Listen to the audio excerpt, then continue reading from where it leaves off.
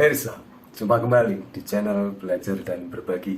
Video kali ini kita akan belajar mengenai pencegahan dan pengendalian infeksi di rumah sakit dengan menerapkan sistem manajemen mutu.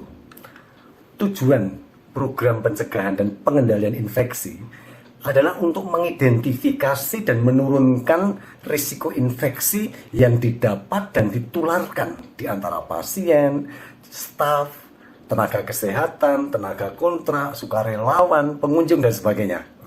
Risiko dan kegiatan dalam program pencegahan dan pengendalian infeksi ini dapat berbeda dari satu rumah sakit ke rumah sakit yang lain. Apa saja nih yang membedakan? Antara lain, jenis kegiatan dan pelayanan klinisnya, populasi pasien yang dilayani, lokasi geografisnya, jumlah pasien, jumlah staf, dan sebagainya. Program pencegahan dan pengendalian infeksi ini sebaiknya dilakukan sesuai dengan prioritas. Nah, prioritas program ini juga sebaiknya mencerminkan risiko yang sudah diidentifikasi. Apa saja nih yang perlu diperhatikan supaya kegiatan program pencegahan dan pengendalian infeksi ini berlangsung dengan efektif. Nah, supaya kegiatan pencegahan dan pengendalian infeksi dapat dilaksanakan dengan efektif, maka antara lain diperlukan yang pertama, kebijakan dan prosedur. Yang kedua, pelatihan dan pendidikan staf. Yang ketiga, yaitu tentang metode identifikasi risiko infeksi secara proaktif, baik pada individu maupun pada lingkungan. Dan yang keempat, yaitu adanya koordinasi ke semua unit di rumah sakit. Apa saja nih yang menjadi fokus tindakan yang diperlukan atau yang perlu dilakukan untuk pencegahan dan pengendalian infeksi? Fokus tindakan untuk pencegahan dan pengendalian infeksi ini antara lain misalnya meliputi penyelenggaraan pencegahan dan pengendalian infeksi, program pencegahan dan pengendalian infeksi, pengkajian risiko, peralatan medis, kebersihan lingkungan, manajemen linen, kemudian ada limbah infeksius, ada pelayanan makanan, risiko infeksi pada konstruksi dan renovasi, tentang penularan infeksi, kebersihan tangan, peningkatan mutu dan program edukasi, pendidikan dan pelatihan dan sebagainya. Dengan menerapkan sistem manajemen mutu, maka tindakan pencegahan dan pengendalian infeksi ini dapat berlangsung secara terus-menerus dan dapat diterapkan secara efektif. Bagaimana penjelasannya? Ikuti terus video yang satu ini.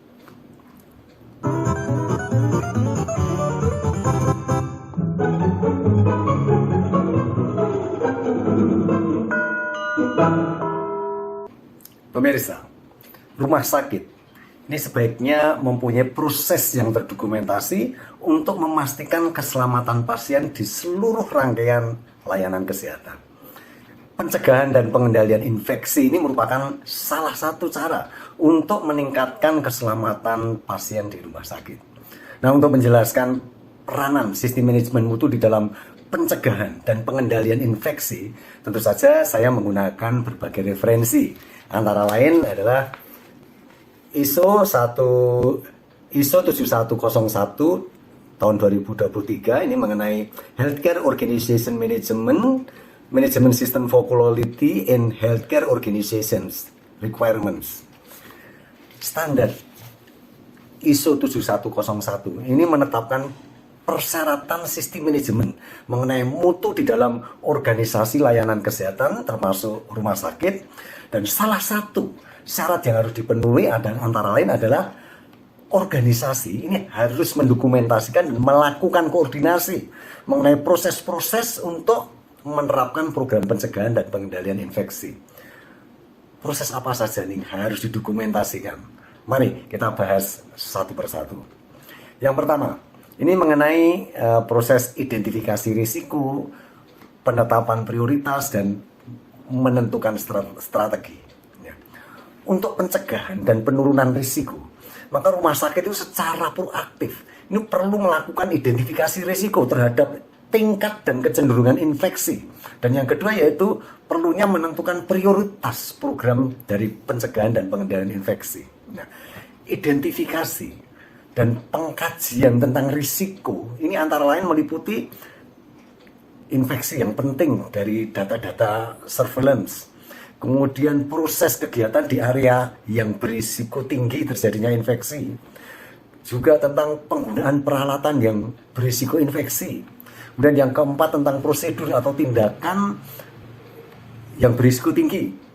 Yang kelima tentang distribusi dari linen. Kemudian juga tentang sterilisasi alat, tentang kebersihan permukaan dan lingkungan, kemudian tentang penyediaan makanan, pengelolaan kamar jenazah dan sebagainya. Yang kedua yaitu proses untuk mengembangkan dan menerapkan indikator, pedoman dan prosedur operasional. Manfaat indikator itu yang pertama adalah sebagai informasi untuk memperbaiki kegiatan pencegahan dan pengendalian infeksi. Dan yang kedua, manfaatnya adalah untuk mengurangi tingkat infeksi sampai tingkat serendah-rendahnya. Nah, data indikator ini juga bermanfaat untuk dibandingkan dengan tingkat dan kecenderungan di rumah sakit lain. Dan indikator ini dapat ditetapkan di tingkat unit maupun di tingkat rumah sakit. Kemudian yang ketiga, ini tentang sistem pemantauan pelaksanaan pencegahan dan pengendalian infeksi. Ini termasuk juga mengembangkan sistem pelacakan yang dirancang untuk memantau dan meminimalkan dampak. Nah, untuk menerapkan pemantauan pelaksanaan pencegahan dan pengendalian infeksi, maka rumah sakit ini dapat menetapkan tim atau komite tentang pencegahan dan pengendalian infeksi. Untuk apa? Untuk mengelola dan mengawasi kegiatan pencegahan dan pengendalian infeksi. Komite atau tim pengendalian pencegahan dan pengendalian infeksi ini sebaiknya dipimpin oleh seorang tenaga medis yang tentu saja mempunyai pengalaman klinis, mempunyai pengalaman pencegahan dan pengendalian infeksi, dan juga mempunyai pengalaman dalam bidang kepemimpinan. Nah, sedangkan komite atau tim pencegahan dan pengendalian infeksi ini dapat melibatkan staf-staf klinis maupun non-klinis. Ini bisa meliputi perawat, staf di bagian pemeliharaan fasilitas, staf yang bekerja di bagian dapur, kerumah tanggaan, staf di laboratorium, di farmasi, atau ahli epidemiologi, ahli statistik, ahli mikrobiologi, staf sterilisasi, atau staf-staf bagian umum lainnya, dan sebagainya. Yang keempat, yaitu tim tindakan sistemik untuk pencegahan dan pengendalian infeksi. Ini antara lain apa saja? Yaitu meliputi misalnya kebersihan tangan, pencegahan munculnya mikroorganisme atau penularan mikroorganisme, surveillance tentang mikroorganisme yang multiresisten. Kemudian juga ada tentang pencegahan infeksi terkait dengan alat, pencegahan infeksi di tempat bedah, tindakan isolasi, kebersihan lingkungan, penggunaan antibiotik yang aman dan rasional, dan sebagainya. Nah, patogen pada permukaan dan di seluruh lingkungan ini sangat berperan dalam terjadinya penyakit yang didapat di rumah sakit, baik pada pasien, staf, maupun pengunjung. Ya. Proses pembersihan dan infeksi lingkungan ini bisa meliputi misalnya pembersihan rutin. Apa saja nih pembersihan rutin? Misalnya pembersihan harian di kamar pasien atau area perawatan, atau ruang tunggu dan ruang publik lainnya, ruang kerja staf, dapur, dan lain sebagainya. Apa nih yang perlu ditetapkan di dalam proses pembersihan dan disinfeksi? Antara lain nih, kita perlu ditetapkan frekuensi pembersihannya, peralatan dan cairan pembersih apa nih yang akan digunakan, kemudian siapa nih staf yang bertanggung jawab untuk membersihkan, kemudian area mana nih yang membutuhkan pembersihan lebih sering, dan sebagainya. Nah, dan kesalahan dalam pembersihan atau mendisinfeksi atau sterilisasi atau kesalahan penggunaan atau penyimpanan alat kesehatan ini dapat berisiko terhadap penularan infeksi. Oleh karena itu, tenaga kesehatan harus mengikuti standar yang sudah ditetapkan di dalam melakukan pembersihan, melakukan disinfeksi, sterilisasi, penyimpanan, dan sebagainya. Kemudian yang kelima, yaitu proses untuk membentuk sistem. Nah, dalam hal ini misalnya saja Komite Pencegahan dan Pengendalian Infeksi. Ya. Rumah sakit ini perlu untuk menetapkan komite atau tim pencegahan dan pengendalian infeksi. Untuk apa? Untuk melakukan pengkajian, melakukan perencanaan, pelaksanaan, pemantauan dan evaluasi kegiatan dari pencegahan dan pengendalian infeksi di rumah sakit. Komite atau tim pencegahan dan pengendalian infeksi ini menetapkan mekanisme dan juga melakukan koordinasi. Untuk apa? Untuk memastikan bahwa program pencegahan dan pengendalian infeksi ini dapat berjalan efektif dan berkesinambungan. Ya. Koordinasi tersebut antara lain meliputi menetapkan kriteria untuk mendefinisikan infeksi terkait dengan pelayanan kesehatan. Yang kedua, untuk menetapkan metode pengumpulan data surveillance. Yang ketiga, untuk membuat strategi dalam menangani risiko pencegahan dan pengendalian infeksi dan tentu saja pelaporannya. Dan yang keempat, berkomunikasi kepada semua unit untuk memastikan bahwa program berkelanjutan dan proaktif berlangsung. Kemudian yang keenam yaitu mengembangkan program surveillance untuk infeksi tenaga kesehatan. Ini antara lain misalnya mengembangkan atau menerapkan kebijakan imunisasi, koordinasi tentang kebijakan keamanan hayati, pelaporan tentang kecelakaan dan juga pengelolaan kecelakaan akibat adanya paparan dan sebagainya. Kemudian yang ketujuh yaitu melaksanakan program pelatihan tenaga kerja tahunan mengenai pencegahan dan pengendalian infeksi.